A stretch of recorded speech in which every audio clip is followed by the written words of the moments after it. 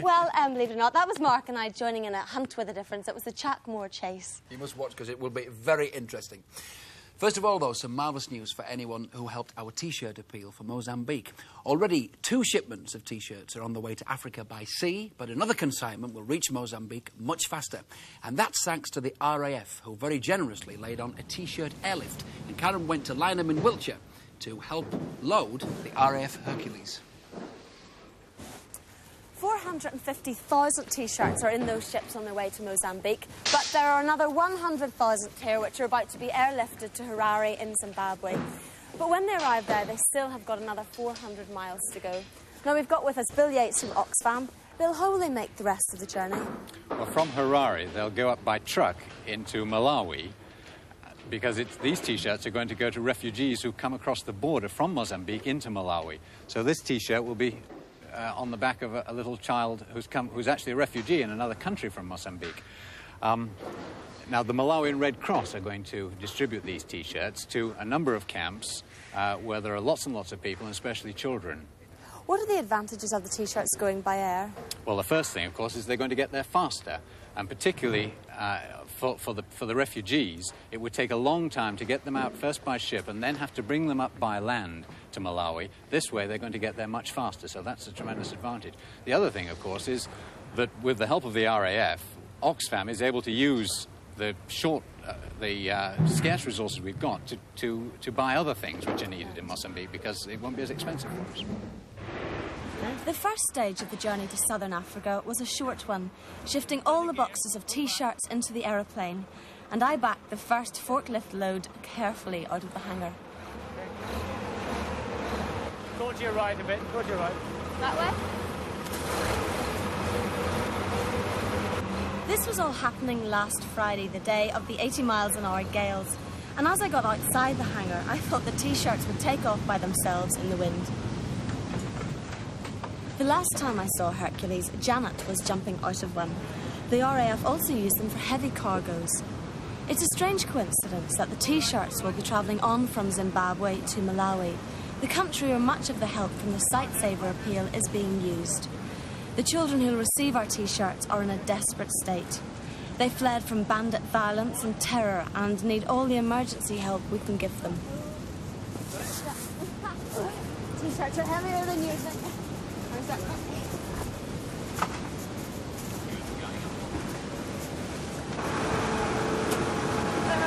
Mind yourself. How many T-shirts are there in each box? It's about 400. It feels like about 4,000, is it? No, it's only 400. How many boxes do you reckon you've got? About 365. The forklift trucks kept on going, and the huge cargo bay of the Hercules gradually filled up with 100,000 T-shirts. You're getting old, Karen. Come on, get your hands underneath. You'll have to give us a hand up here. Sit. Okay, then. What happens now? Let's get the net on. There are hooks on the net, and they'll attach them to these rings. The net is there to secure the cargo and stop it shifting around during the flight. Here? Yes, through that. Next one, through that one, yes. Back to here.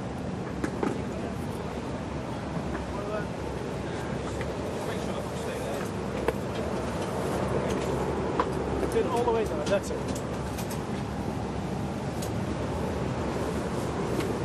That's it. Right, okay. Well, that's it. The T-shirts are all loaded up and netted down, ready for the trip to Harare. Once the doors closed, all that remained is for the plane to take off. And judging by the wind today, that shouldn't be too much of a problem. A few minutes later, the Hercules left. A 19-hour, 4,875-mile flight to Africa ahead of her. And on board, the cargo of T-shirts. Simple clothes for people who have virtually nothing.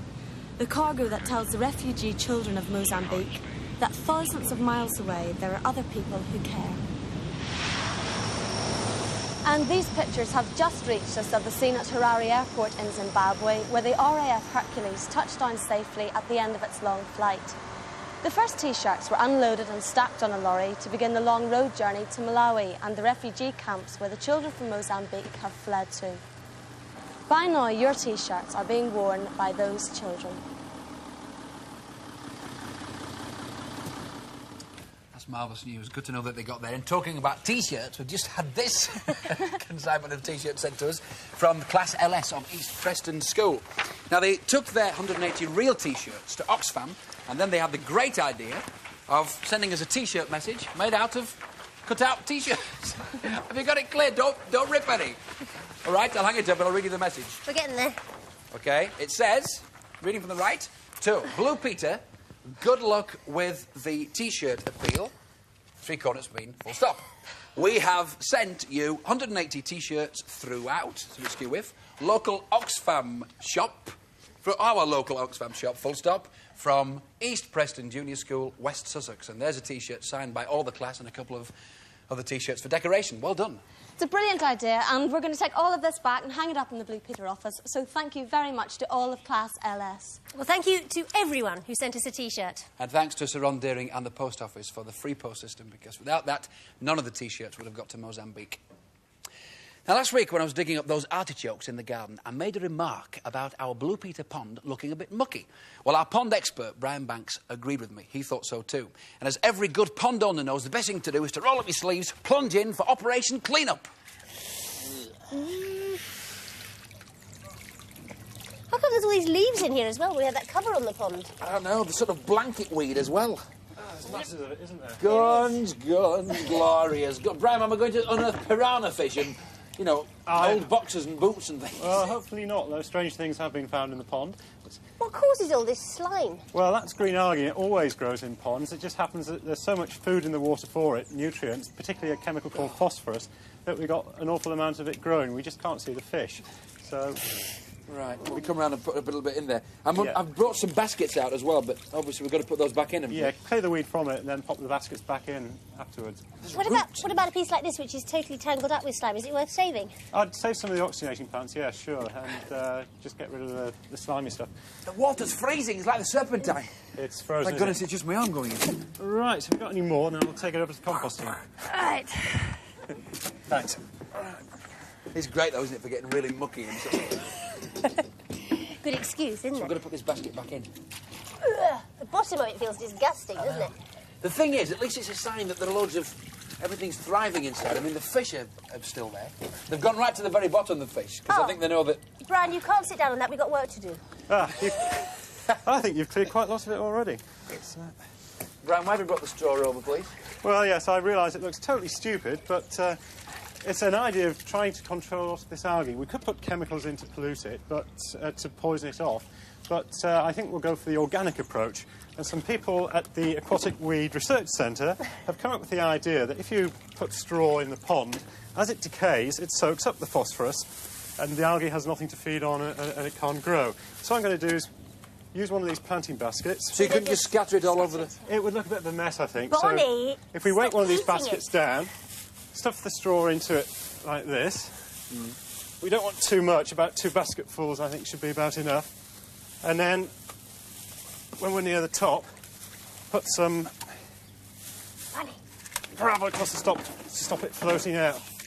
So it's compacting down. You can't see the fish like clearly to, at the moment. Yeah, sure. Put some of that in the top. How much? Just a good covering I of it, noticed so when we I was can't see it. pulling out the baskets, there was some gravel in there and everything. Yeah, we normally put it to stop the soil and stuff floating out the top of the basket. Now, the final thing we've got to do to disguise it is we'll have some oxygenating plants growing out of the top of it. So if we have some of the bits that have been saved, Right. So, on 2 pieces like this, yeah. and tie them together with an elastic band, then we can put it back into the pond and it won't look too silly. And hopefully the straw shouldn't really be visible. You see, it's knowing which stuff you can get rid of and which stuff you've actually got to keep. That's right. Yeah, it's the green slimy stuff, which is the stuff you've got to get rid of. How do areas Always want to be in, don't you? of natural water keep clean then if they haven't got somebody cleaning it out like we are? Well, they don't. They choke up with weeds just the same. It's just that this particular pond is an ornamental one. Yes. And we want to actually see the fish in the summer, so that's the reason for getting rid of it. Bonnie.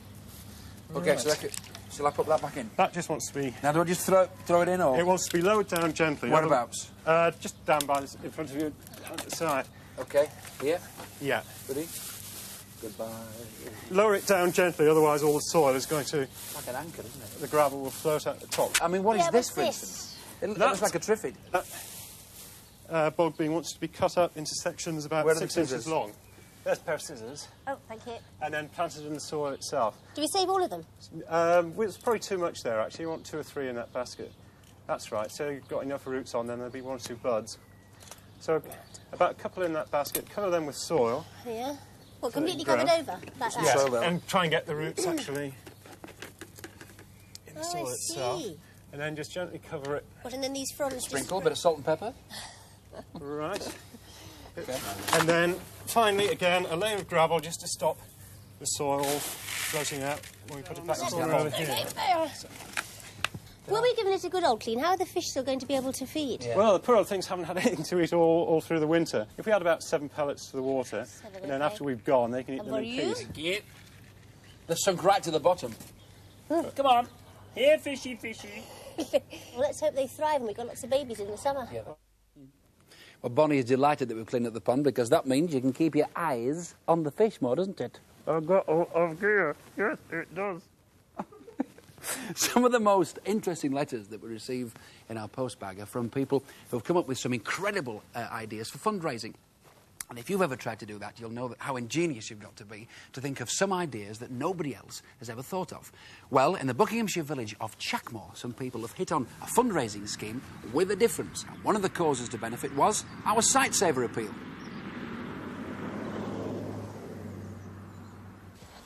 This is hunting country, and as you can see, I'm properly dressed for the occasion, from my stock right down to my jodhpurs and boots. And I must say that Steve Wheeler, who's master of the hunt, is looking splendid in his hunting pink this morning. Well, thanks very much. You certainly look the part yourself. Thank you. There's a nip in the air. It's a perfect day for a chase. And all that remains to do now is to saddle up. Shall we get our horses? Let's do that. Have they been going well recently? They've begun extremely well. We had an outing at Brentford earlier in the season. So what kind of state do you think they'll be in this morning? There they are. They might do with a bit of a grooming, do you not think? I think a lot of grooming. Maybe even put them through a car wash. Quite frisk. I've got some sugar lumps here. Right. On you Do you want get. to give me a leg up? Yes. I'll just lead you out. Come on. Come on. Steady. Oh, no. Here we go again. Here I am, lurking in the bushes, enjoying the sunshine, just looking for a tasty morsel for breakfast and minding my own business. And that lot turn up. You can guarantee whenever you hear the hunting horn and see the Land Rovers and trailers and see them all dressed up, you're in for a bit of bother. I'm going to have to give them the runaround again. Ooh, there. I'll give you a quick rundown. When you're riding, keep tight hold of the reins. Right. This makes him go faster and slower, like that. OK. Like this. What about stopping him? Well, everything is brakes on here. All brakes. Brakes are everywhere. We've got no clutch. This is your on and off. And that's about it. As easy as that. Easy as that? Yeah. Do you think we should give him a quick lunge beforehand, just to Yes, it might be a good idea. Just to Right, get sort of yes. used to it? Right. Come on, old boy. He's going well. Yeah, he is. He loves a canter in front of the hounds. We should have maybe tried a few jumps. Well, I'm sure we'll get a chance later today. Stop. Whoa, whoa. Ooh, good boy. Good boy. Well, I think he'll be all ready for... Yeah, I Today? think he'll go well today. He will. I really do. A crowd was gathering in the village street to send off this extraordinary hunt. Am I okay? Oh, I passed. You passed. In this hunt, teams of 4 chase human foxes. Steve introduced me to the other 2 members of my team, 8-year-old Mark Wheeler from Chackmore and his friend 13-year-old Henry Morton. Have you 2 been in training for this for a while? Yes. What kind of things have you been doing? Going around bollards. Going over the seesaw. And are your mounts in good condition today? Yes. Well, I hope we're going to win, Mark. Yeah. We've got to take this seriously. As our wily old fox left his lair, the team before us set off along the course.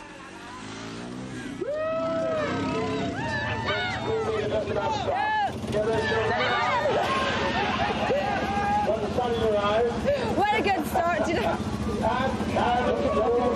False start. Finally on.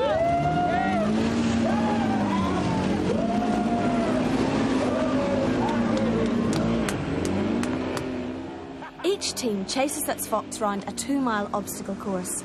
They have to try and catch him, but in this hunt, no one gets hurt. They've got no idea where I am at all. They've totally missed me. Coming down by the stream. They don't mind the water, do they? The water's fine. Are they all right with it, yeah? Yes. It's a true test. Do horses really like water? Yeah. With the weather we've had this week, they're used to a bit of rain. Oh, careful, Karen. That is what you get for looking behind you. They're coming down the stream now. What they don't know is at the end of this stream, there's a big pool, and they'll probably, hopefully, get stuck. No sign of the fox yet. No. Keep your eyes peeled. I will. There he is. They can see me. They can't get to me. Right. I've seen him. He's over there. See you later. We'll get you. Here's the pond. Into the pond here. Yeah.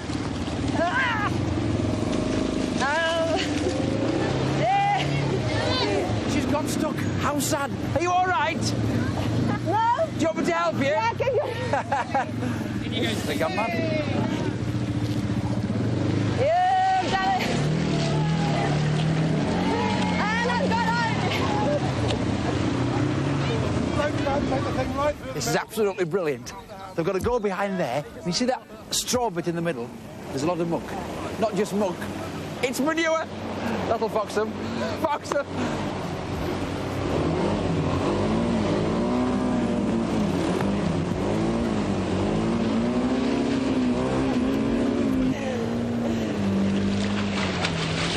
Come on!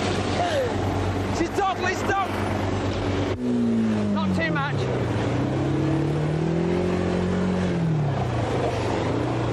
That's it. Thank you. I'm sorry. What do they say? You can lead a horse to water and make it stink.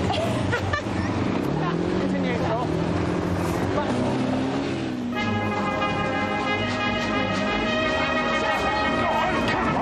We'll get him this Get time. him! We can have him! We've got him. He's making for the far!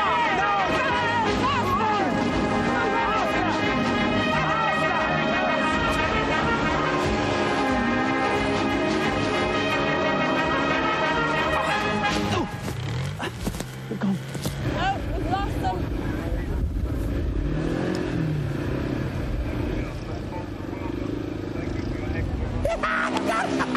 Fantastic.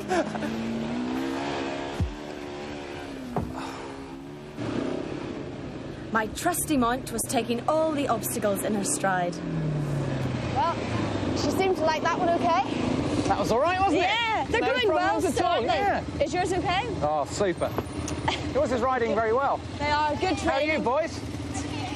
Still going strong. They're really champing at the bit, aren't they? Oh, they're going a treat. Eager to get ahead. Yeah. What stage of the course are we at the moment? Well, we're a bit over halfway now, and I hope this weather keeps off, because we're in open country now. We're bound to get him out here. I hope he hasn't gone home early. The time's getting on, you know. What do you think? I think we better Press hack on on. him, Let's yeah. hack on. Yeah. Come on then.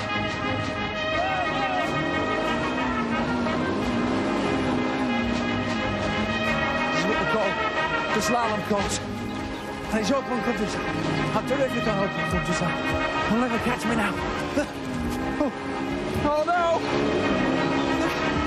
Oh, it's not fair, you're on motorbikes! Oh, I'm absolutely fed up. I'm wet, I'm tired, I've broken the slalom course, and the end of my brush has come off as well. Oh. We've got him! Our quarry was on the verge of collapse, but we were willing to show mercy. Oh, absolutely. Had it. Please, can I have a lift? Are you giving up? Please, can I have a lift? We have outfoxed Mark. With only about 5 yards to go, please, can I have a lift on Get the it. position? Oh. Let's get on the back. Is that okay? Yeah. Done it. Ah. Oh, sorry. Here we go. Oh. Here they come now. Well done, Karen. Well done, steady.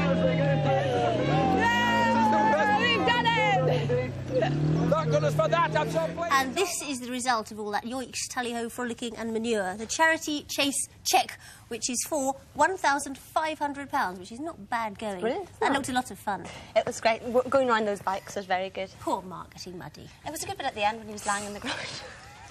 Better contact. If we held a survey amongst Blue Peter viewers about what was your favourite hobby or pastime, I think one thing would come out well on top, and that's fossils and dinosaurs. But not many people are as lucky as Russell Wickwar, who's 7 and comes from Henley, near Ipswich, who wrote to us with some very interesting information. He said, "I'm writing to tell you some good news. My neighbour was helping me to find fossils in a quarry at Barham, and he found a jawbone.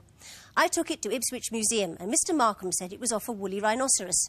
He thought it was smashing, and said that if I got fed up with it, he would like to have it for the museum. I said that he could have it now. The news about it has been in the local newspaper, and today the Times newspaper man is coming to school to take a photograph of me holding the jaw. Would you like me to come to show you the jaw?" We certainly would, and it's even bigger than my mouth, which is saying something. This is it, the 60,000-year-old jawbone of a woolly rhino. And Russell's very generously donated it to the Ipswich Museum. Russell, congratulations. You don't mind parting with it? You don't mind giving it to the museum? No. Who gave it to you? Well, Bill Collins, who lives over the road from ours. And does he work at the gravel pit? Yep. What was it like, though, when you got hold of it? Well, it was all black mud and it was all... Well, I held it in a bag. I didn't take it out of the bag when it was all with black mud. You kept it in the bag? Yeah. And then did you start to clean it up? Yeah, with my dad. Both of you? Yeah. Well, I'm sure you did a very good job. And then that was taken a stage further by the expert geologists at Ipswich Museum, led by Mr. Bob Markham. And Bob's here as well. So let's go over and get some expert advice. Welcome, Bob. Hello, Mark. What's Hello, so special about this jawbone, then? The special thing is it's not a cow's jawbone, it's not a horse's jawbone, but it's the jawbone of a rhinoceros, which lived in England about 40 or 60,000 years ago. It's incredible. When you're holding it, you don't realise it's 60,000 years old. No, it's wonderful, isn't it? And what about this piece that you brought in? Well, this is the skull of the rhinoceros. This was found in the same gravel pit as the jawbone, the Redlands gravel pit, about 6 months ago. And get down, Bonnie. She likes bones, of course. And this is where the eye goes, just here, the ear just here, and at the front you can see perhaps where the middle horn went, or the back horn, and just down here is the front horn. The specimen, of course, was broken by the digger. I'm amazed that more fossils aren't broken when they're taken on the conveyor belt to be cleaned or graded. So I think, Russell, you were very lucky to get this in one piece. What about taking the preservation a stage further now? What do you have to do? Well, when Russell bought it and very kindly gave it to us, it was starting to dry, and so when it dries, it starts to crack. You can see cracks starting in the bone just here. So we have to put in glue, a plastic glue, I have some in the beaker just there, and put it into the bone, and that holds it together. Do you fancy having a go at some more preserving? Well, you've done it this far, Russell, so you might as well. Yes, let's do that. There we are, Russell, if you like to have a go and put some down the other end. In fact, I'll put a piece this end. Is this a very long process, normally? It can be, because sometimes they start cracking again, so one has to watch them every few months to make certain what's happening. I remember when I unearthed a mammoth's pelvis, and I was just sort of digging it out, and the person I was with said, "Please be careful with it. It's very, very fragile, and it's so old as well, so rare." We've got a picture of what paleontologists think the woolly rhino looked like. There it is. It looks a bit of a monster. How big was it, Bob? Very similar to the African rhinos at the present day, but the particularly interesting thing about it, I think, is that long, woolly, hairy coat. In fact, under the chin, this one would have had under its chin quite a lot of hair, rather like a beard. So we may have had bearded rhinos running about in this country as well as these woolly rhinos. But not much difference in size? Very similar to some of the African ones, yes. What were conditions like at the end of the Ice Age? Well, when this chap was living, walking about, it's very cold, lots of snow and ice, a few trees, a few conifers perhaps, and a lot of grass, so pretty miserable. A bit like today, really. That's right, well, yes, very similar. Nice for rhinos, woolly rhinos, not for us. When will we be able to see this at Ipswich Museum? Well, it'll be on show at Ipswich Museum during the Easter holidays. Oh, marvellous. Now, listen, Russell, you've done such a good job with your preserving and for getting hold of it and for donating it to the museum. How's about this? A Blue Peter badge. Hang on to it, because one day it could turn into a rare fossil. Congratulations, and thanks, Bob, for coming in too. Thank you very much. Thank you, Russell. Well, Blue Peter badges have to be earned, and I think Russell truly did. If you missed Monday's programme, you won't know the details of our new competition, but fear not, because you can catch up with them today. and find out how you could make a journey in the cab of the new Blue Peter-2 and perform her naming ceremony. Now, it's going to be a very important occasion, very special indeed, and you could be one of the VIP guests there. There are lots of other prizes as well, including runner-up awards and Blue Peter competition badges. But first, we're going to tell you how to win them. Now, when you think of how much change there's been in rail travel in the last 21 years, just imagine what could happen in 50 years or even in 500 years. We want your ideas about what the railway of the future will look like, the trains and the stations. So put your idea, your sketch, your painting, onto a piece of paper, which doesn't have to be specifically this size and shape, but it does have to include on the back your name, your address, and most important of all, your age, because we can't judge your competition entry if we don't know how old you are. We're going to be dividing the competition up into our usual 3 age groups, and as well as free rail travel, the first, second and third prize winners will win electronic games, board games, and these train sets too. And for the runners-up, as well as their prizes, they'll get one of these very valuable Blue Peter competition badges. Now, they're valuable because with Blue Peter badges now, you can get into over 50 places of interest. And also for the runners-up, there will be this. Well, some of it at least, because this is the power cable. The electricity goes through here to actually power the locos on the track. There's a mile of it on this barrel and it weighs 2 tonnes. But this is how we're going to be awarding it to the runners-up in this special presentation wallet. And as we said before, you will be the only people in the world to own one of these. Now, don't forget that the top prize winner in each of the age groups will also be joining me for the special naming ceremony of the new Blue Peter-2. And they'll also be going on the first journey from Newcastle to Penzance as VIP guests of British Rail. Now, you've got lots of time to think up your ideas because the competition doesn't close until the 16th of April. And when you've got your entry ready, this is the address to send it to. It's Railway of the Future, Blue Peter, BBC TV Centre, London, W12 8QT. And one last thing, no joint entries, and we won't be able to send any of them back. But good luck with it. Now, we're going to be back on Monday. Hello? Excuse me? Hello? Over here, please. Are you interrupting us again? If we're not interrupting you, you're interrupting us. Why don't we just do a big show together? Well, I thought that... I hope this is in a good cause. As soon as he did it to us, Gordon's brought the paper plates down. Hello. Actually, I didn't realise you've got your own posh knife here, but we brought ours. Gordon's idea of a posh knife, obviously. We're going to be back on Monday, and Duncan, Daredevil Duncan, is going to be speed skiing. He's going to be trying the dreaded flying kilometre. So watch out for that. And before that, Willow is going to be guest of honour at a cat show in Hull. What's the name of the place? Bridlington. Bridlington. Now, you have about 17 seconds Yes, I've got to get back upstairs. Right, OK. You better get going. Right. Bye. See you later. Bye.